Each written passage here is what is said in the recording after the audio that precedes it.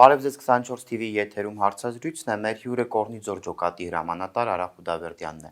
Շնորհակալ ենք մեր տաղավարում հյուրընկալվելու համար։ Նոյեմբերի 10-ի հայտարարությունից հետո, որ ստորագրվել է Հայաստանի, Ռուսաստանի եւ Ադրբեջանի ղեկավարների կողմից, տարաբնույթ կարծիքներ ու հայտարարություններ են հնչում։ Մի մասը սա դիտարկում է որպես դավաճանական քայլ, մի մասը հողերը հանձնելու արարք, մի մասը մեղավոր չի տեսնում որևէ մեկի եւ իմասնավորի վարչապետ Նիկոլ Փաշինյանի։ Ձեր դիտարկումները որոնք են։ Թույլ տվեք ողջունեմ հայ ժողովրդին,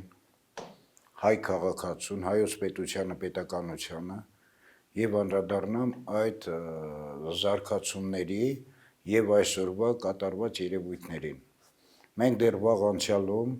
16 թվականից ի վեր, որը կոչվում էր ապրիլյան պատերազմ, վկան էինք այս երևույթների հետագա զարգացումների, որը մենք տեսանք այսօր։ Մեր նախկին իշխանավորների կողմից, կլանային համակարգի կողմից դեռ չեմ հիշում երևույթներ, ձևեր, որը որ բխեր հայոց պետականության սահմանների շահերից։ Եվ դրա վառ ապացույցներից մեկը նա էր, որ ապրիլյան դեպքերից հետո պետք է մենք ունենայինք մի նոր զարգացում, որը կլիներ ավելի նոր ապրիլյան պատերազմը, որը ճաշակեցինք մեկ ամիս առաջ։ Թե ինչպիսի եփված ճաշ միջազգային արենայում, գլոբալիստական աշխարհում մատուցվեց հայոց պետականությանը, դրա վառ երևույթը Ղարաբաղի պատերազմն էր, որը որ մեզ համար, նաև զինուժի համար նոր ոճի, նոր որակի հիբրիդային պատերազմ էր, որին մասնակցում էին անգլոսաքսոնական, թուրքական եւ աշխարհի բոլոր թուրքամետային պետությունները, ովքեր առ այսօր խաղացել են մեր դեմ, դա արկա եղավ պատերազմի իրենց բնույթով, թեկուզ պատերազմը թողնենք որպես պատերազմ այդպիսին, նրանք չկարողացան իրականացնել իրենց 10 օրյա գրոհը ընդհուպ Երևանով եւ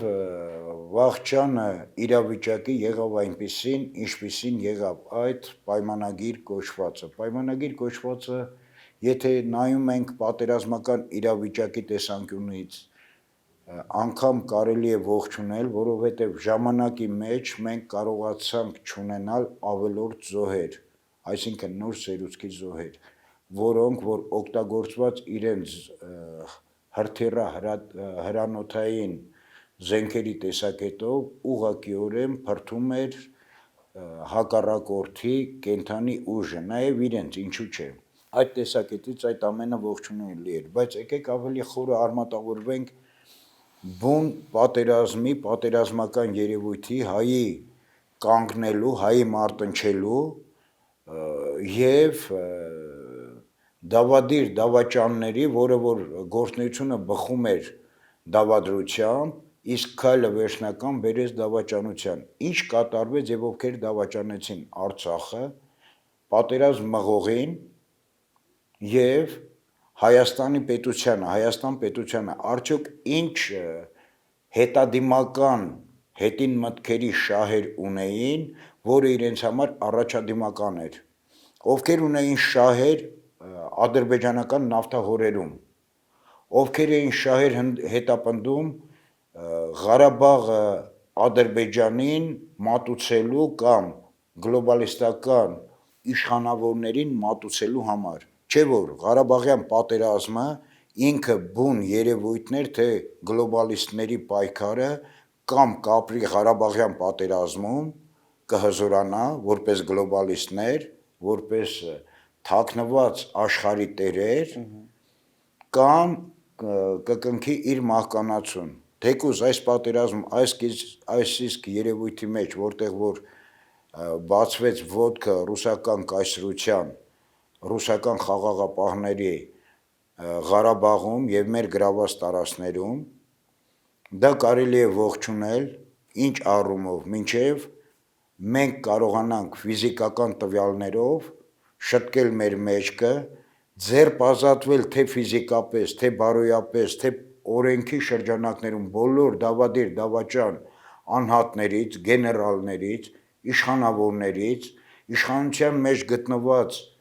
այն թափթփուկներից, ովքեր Երևանից զանգեր էին հղում, զենքեր գցեք, փախեք, նաև այդպիսի դեպքեր են գրանցվել, ովքեր առաջացրեցին խուճապը սահմանի բերանին կանգնած կռվող անհավասար մարտում լիարժեք իրեն մարտիկ զգացող զինվորի, հայ մարտիկի մեջ, եւ դրանից հետո մեզ պարզ կլինի, թե այս դավադրությունը ինչի համար կատարվեց, խի կատարվեց եւ ով էր ուզում նվաճեր հայոց արքունին։ Այսինքն ժամանակների մեջ մենք բոլորս եղել ենք կեղծիքների վկան, ընտրություններից սկսած, մենք ունեցել ենք այնպիսի ժամանակներ, երբ սևը մատուցվել է սպիտակի տեղ, սպիտակը սևի, հերոսին փոշիացրել են, դավաճանին հերոսացրել, այդ նույն տեմպի մեջ կատարվեց հիմա։ Ուղղակի սա մի պարզ բաղնիք էր բոլորի համար, որտեղ իրանց փնթի հետույքը իրագույնով արտացոլվեց։ Կանգնողը կանգնեց, մարտնչեց, զոհվեց, վիրավորվեց, իսկ նմանատիպները բունկերներից դուրս չեկան, փախան, ստեղծեցին արհեստական փախուստ, որպեսզի ընդհանուրի մեջ իրենց եսի միավորը արտացոլեն եւ վերադառնան Երևան, սարքեն օպերային հրապարակի իշխանափոխություն, իշխանազավթում, ինչպես ուզում է անվանենք։ Կատարվեց ուղղակիորեն անուղղակի եղանակով այդ երևույթը, բայց փառք մեր զինուժին, փառք մեր զինուժի ղեկավարությանը, հանձինը շեշտակի խոսքս կասեմ Տոնոյան Դավիթի եւ Ունիկ Գասպարյանի համար, որոնք պատերազմի ժամանակ Արցախ աշխարհում միշտ ունեցել են իրենց ֆիզիկական ներկայությունը, իրենց կազմակերպչական գործունեություններով հանդերձ, պլանային գործունեություններով հանդերձ, իսկ եւ Հայաստանի վարչապետը Նիկոլ Փաշինյանը, որը որ պատեի անպատեի առիթներով միշտ մասնակցություն է ունեցել Արցախի պատերազմական գործողություններին, իսկ մնացած այն երևույթները, որը զարգացնում էին եւ փորձում էին բոլոր հայրենասեր, հայրենատեր, հայրենանվեր, ազգապաշտպան, պետականապաշտպան էլիտան, որը որ գտնվում էր սահմանի վրա եւ մարտնչում էր նրանց ոչնչացման բոթը լսել, դա գոնեին զարկա էր։ Դուք փաստորեն համակարծիք չեք այն տեսակետի հետ, որ վարչապետ Նիկոլ Փաշինյանը դավաճանական համաձայնագիր է ստորագրել եւ այսօր քաղաքացիների պահանջը, որոնց որ առաջնորդում են 18 քաղաքական ուժերը, իշխանափոխությանը միտված ծրագիր եք համարում, ճիշտ ենք հասկանում։ Միանշանակ ես այդպես եմ դիտում այս ամեն ինչը, որովհետեւ մենք մեր եղած թեկուս սակավ ուժերի, սակավ տեխնիկայի առումով նկատի ունեմ, քանի որ հակառակորդը առաջին 3 օրը ոչնչացրել էր մեր բավականին տեխնիկաներ, ռազմական տեխնիկաներ, որով մեկը 100-ի հարաբերությամբ մենք պետք է ընդդիմանայինք իրենց, բայց դա ոչինչ մեզ չասեց, այն իսկ պարզ պատճառով պատերազմի դաշտում եղած տղաները լավ գիտեն, որ մենք կանգնած էինք դիրքերում, հակառակորդը վախենում էր օգտագործել իր պեխոտան, հետևակը, ուղղակի ինտենսիվ կրակով փորձում էր ջլատել, ոչնչացնել եւ արունակամանել մեզ, որպեսզի իր պեխոտան գար առանց որևիցե բարդությունների, ու այդտեղ նա անգամ այդ պարագայում չունեցավ հաջողություններ։ Շուշին երբևէ չի եղել բանակցությունների փաստաթղթի որևէ մի փուլում, փաստաթղթերի մեջ ներառված չի եղել։ Փաստորեն այս անգամ Շուշին հանձնվեց կամ չգիտեմ, անցավ հակառակորդին կարճ ասած։ Այդ մասին խոսեց նաև արտաքին գործերի նախարար Զոհրաբ Մնացականյանը, որը օրեր առաջ դարձավ նախկին արտաքին գործերի նախարար։ Ինչու Շուշի ճակատագիրը այսպես դասավորվեց։ Եկեք հետ վերադառնանք Օսկանյան Վարդանի ասուլիսին, եթե չեմ սխալվում տարիներ առաջ 13 թվականի, որով այս նույն պրոցեսի մատուցում էր գնալու Հայաստանի պետականությանը կապված Արցախի հետ։ Չէ որ այդ բոլոր քաղաքականությունը բանակցային, ներքին եւ արտաքին, միջազգային եւ դիվանագիտական վարում էր Ռոբերտ Քոչարյանը, որպես լինելով Ղարաբաղցի։ Եվ դրա արդյունքը մենք ստացանք մեր օրերում, մեր բասկի, մեր այրան եւ մեր մարմինների հաշվին։ Ուղղակի կապ ունեին, այսինքն 2003-ից մինչև այսօր տեղի ունեցած դեպքերը եւ այն ինչ այսօր ունենք։ Միանշանակ հերթականությամբ գալիս է, ոնց կարա լինի անկապ, եթե նույն հարցը ծեծվում է վաղ անցյալում եւ ծեծվում է այսօր։ Քոչարյան ինչ կապ կարող էր ունենալ, եթե այսօր քաղաքական իշխանությունը բոլորովին այլ մարդկանց Եկեք ձեռքերում է։ չմոռանանք, որ Քոչարյանը այցելեց Ղարաբաղ իր համախոհներով հանդերձ, որից հետո սկսվեց այս ամեն ինչը։ Իսկ ուր էր իշխանությունը այդ դեպքում։ Ղարաբաղյան իշխանությունը նկատի ունեք։ Ղարաբաղյան իշխանությունը հիմա տանում է այն գիծ ինչ Հայաստանյան իշխանությունը։ Ну, ես մի քիչ տարակարծիք եմ ձեզ հետ, որովհետև Ղարաբաղյան իշխանությունը Ղարաբաղում ունի իր իսկ տանելու ուրվագիծը, կարող է միջազգային հարթակների համար ինքը միավորվի Հայաստանյան իշխանության հետ ինչ-ինչ հարցերում, բայց ընդհանուր առմամբ Ղարաբաղը որպես իշխանություն, որպես պետություն ինքը վարում է իր քաղաքականությունը։ Դուք ձեր խոսքում ասացիք նաև ձեր գնահատանքի խոսքը նաև Դավիթ Տոնոյանին եւ Օնիկ Գասպարյանին, որոնց որ տեսել եք պատերազմի օրերին Արցախում։ Ես ուզում եմ հիշեցնել Դավիթ Տոնոյանի հետեւյալ միտքը՝ նոր պատերազմ, նոր տարածքներ։ Ինչ եղավ այդ թեզի հետ։ Ուրեմն այդ թեզը շատ լավ թեզ է, ու այդ թեզի բուն նպատակը նոր տարածքների հետ կապված էր, չմոռանանք, դա կարող են նաև ցիտել մարդիկ, ովքեր եղել են այդ ժամանակ դեռ այս վերջին հարավ-արևելյան հատվածի բուռն անկումային process-ը, մինչև Ջալալի վիրավորվելը հրամանատարի, երբ Օնիկը գտնվում էր Արցախում, ոչ միայն ինքը, եթե չեմ սխալվում, նաև Տոնոյան Դավիթն էին այնտեղ, մեզ ինֆորմացիոն բառացի խոսակցական ինֆորմացիա հասավ, որ մենք շարժվելու ենք Եվլախի վրա, որպես հյուսիսարևելյան հատվածի մարտնչողներ, իսկ հարավ-արևելյան հատվածում պետք է մաքրեին բոլոր ադրբեջանական ներկա գտնվող ռազմական կետերը, զորամասերը, ու հանկարծակի կարծես թե երկնքից իջավ մի բան, խուճապը, որը որ մինչ այդ կար, ամեն ինչ արեցինք, որպեսզի կասեցնենք, համ պատրաստի հարձակում, համ պատրաստի դիմակայում, խուճապ, դա կասեցվեց։ Հյուսիս-արևելյանում դա շատ լավ ստացվեց, կասեցվեց եւ այդ լայնածավալ փախուստի ճանապարհ բռնածները չկարողացան իրենց վախը տեղափոխել առաջի գիծ մարտիկի վրա, թեկուզ իրենք փախան վերցնենք զենքերով, միավորները հանելով, ջոկատները հանելով, Խուճապի մասին անդադ նշում եք, պարոն Խուդավերդյան, որտեղից էր գալիս այդ խուճապը։ խուճապը, ասեմ ձեզ, դա ուներ մի պարզ պատճառ, դեռ չհասած մարտագից, արդեն իսկ շշուկային լուրերով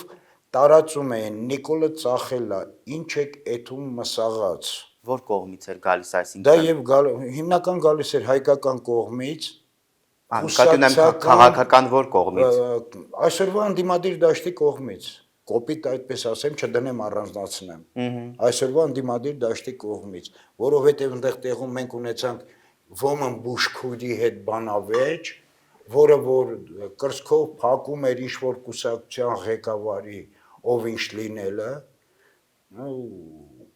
Նիկոլը ծախելա դե կտենակ, որ ասի իս ձեր ղեկավարը, որը որ այսպես ճակերտավոր բարեգործ եւ այլն հանդիսանում է կլանի կցորդ ու բոլորի հետ կոալիցիոն խաղերի մեջ, նա ինչ է արել, եկել ես դու ստեղ որպես կցորդ կուսակցական հերյուրանքներ տարածելու, թե եկել եք պաշտպանելու հողը հայրենյաց Հայաստանի սահմանները, վերջին հաշվով Արցախ աշխարհը հայոց տարածք է, հայոց պետականության տարածք, թե ինչպիսի ելևէջներ կապրի, ինչպիսի քաղաքական մկրտումներ կապրի գեոպոլիտիկ խաղերի մեջ, դա մեր համար էական չի, էականը նա է, որ կա հայկական տարածք, կա հայկական բնակչություն։ որը կոչվում է Արցախ աշխարհ։ Այս պահին առնվազն երկու նախարար հրաժարականի դիմում են ներկայացրել արտակարգ իրավիճակների նախարարը, արտգործնախարարը, փոխարտգործնախարարը, քիչ առաջ էլ տեղեկացանք նաև, որ Մովսես Հակոբյանն հրաժարականի դիմում ներկայացրել, ինչի մասին է սա խոսում։ Ուրեմն ես կոչ կանեմ բոլոր ապաշնոր պետական պաշտոնյաներին եւ գործիչներին այս պատերազմի արդյունքը նաև դա ձեր բացի թողի հանցավոր անաշխատունակ լինելու արդյունքն է։ Եթե դուք դավաճանել եք ձեր նշանակող եւ ձեզանից աշխատանք պահանջող Հայաստանի սահմանադրորեն նախատեսված վարչապետի, դուք հեռացեք եւ դաշտը լքեք այն անձանց, ովքեր որ այս երկրի հողի թփի ժողովրդի եւ ժողովրդի կյանքի համար կանգնած են։ Հերիք է մենք ձեր կապրիզների, ձեր անձնական էմոցիոնալ այդ նրան կցորդ լինելու համար տուժվենք եւ կորցնենք տարածքներ։ Անում եք հետո մեղավորներ եք փնտրում գործից հեռու մարդկանց մեջ։ Շեշտ եք ուղում մեկի վրա, նա է մեղավոր։ Նա մեղավոր չի, մեղավորը դուք եք, բոլորդ եք։ Նրանք են, ովքեր գեներալներ էին եւ պատերազմի դաշտում իրենք ցույց էին տալիս Չապաև ձիու վրա հակառակ նստած։ Դուք շատ բան եք մոռացել, մենք դեռ չենք մոռացել, մենք դեռ ձեզ ասելիք ունենք։ Մեր վաստակը դուք տվեցիք հագարացուն։ Վաղն էլ էս պետությունը կծախեք մի կոպեկի պես։ Երբ ընդդիմությունը կգա, կբարձրանա հայոց արքունին, որը որ չի ստացվի իրենց մոտ, գույք պարքի դիմաց կմատուցի, կամ անջրտի տարածք որպես այդպեսին կմատուցի։ Ձեր տեղը գտեք ու վեր ընկեք ձեր տեղը։ Ու այս ինչ որ մենք ունեցանք փառահեղ տղեկ, փառահեղ երեխեք զոհաբերվեցին հայրենիքի համար, հայոց հողի համար։ Նրանք հայրենիքի համար զոհաբերվեցին, ու այդ հայրենիքը պետք է հետ բերվի ու վերականգնվի ամեն ինչը։ Իսկ ձեր այրունը թող թափվի այնտեղ, որտեղ որ հայոց պետականությունը պետք չի։ Շակալների փայ դուք եք պարտավորելու, ոչ թե մեր պատերազմի համար, թիս հողի համար կանգնող զինվորը։ Սրիկայությունը սարքել եք չափանիշ, կեղծիքը սարքել եք ճիշտ, ապրել եք կեղծիքներով, սատկելու եք կեղծիքների մեջ։ Ռուսաստանի Դաշնության նախագահ Վլադիմիր Պուտինը ասում է հոկտեմբերի 15-ից 20-ը, երբ խոսել է թե Հայաստանի, թե Ադրբեջանի նախագահների հետ, Փաշինյանի հետ քննարկել է Շուշիի բնակեցնելու եւ գնացածներին հետ բերելու հարցը։ Բայց զարմանքով է նշում, թե չգիտես ինչու Փաշինյանը չհամաձայնեց այդ տարբերակին եւ նշեց, որ առաջ ենք գնում։ Ըստ ձեզ ինչու չի համաձայնել Փաշինյանը։ Ես չեմ կարող ասել ինչու, բայց կարող եմ ասել մի բան։ Այդ ժամանակ, երբ Շուշիում, արդեն Շուշիի մատույցներում գնում էր պատերազմ, երբ հակառակորդը Կիրովաբադից անդին հրթիռով հրթիռակոծում էր Շուշին, Սեփանակերտը ու իր ուզած լյուբոյ կետ։ Անգամ Հայաստան, Արցախ, աշխարհի հեռահարի մասին դաժե կասկած չկա, բան չկա, որովհետև մենք կռվում էինք նոր ոճի զենքերի հետ, որոնք որ հեռվից 30 կիլոմետրից, 35 կիլոմետրից եւ ավելին հրթիռակոծում էին մեր հայկական շեները, քաղաքները, գյուղերը, ռազմական տոշկեքը, չասած դեռ օդում թռչող սավառնող ԱԹՍ-ներին, որոնք որ ապօրինի եւ հիբրիդային ծնունդ էին, բայց կատարում էին իրենց գործը շատ լավ, շատ փայլուն։ Այդ պատերազմի մեջ խոսել ինչ որ այս ազգի կամ այլ ազգի բերել Շուշիում տեղակայել, դա абսուրդ երևույթ էր։ Քանի դեռ չես կասեցրել կրակը, քանի դեռ չի եկել որոշակի դադարային process, ինչ բնակչության կամ ինչ բնակեցնելու մասին է, երբ քո բոլոր բնակչությունը էվակուացված է, որպեսզի չունենաս ավելորդ զոհեր։ Դա նորից կասեմ գլոբալիստների մատուցած հերթական ուշքի չգալու մտավոր առումով ուշքի չգալու իրավիճակի մեջ իրավիճակ ծնելու process եմ տեսնում, որպեսզի կտրուկ մերժես առաջարկությունը, կտրուկ մերժես, որովհետև դրա ժամանակը չի, դա ժամանակ ունի։ Շնորհակալ եմ զրույցի համար։ Խնդրեմ Հիշեցնեմ, որ 24 TV հարցազրույց հաղորդման շրջանակներում հյուրընկալել էինք Կորնիձոր ջոկատի հրամանատար Արա Խուդավերդյանին։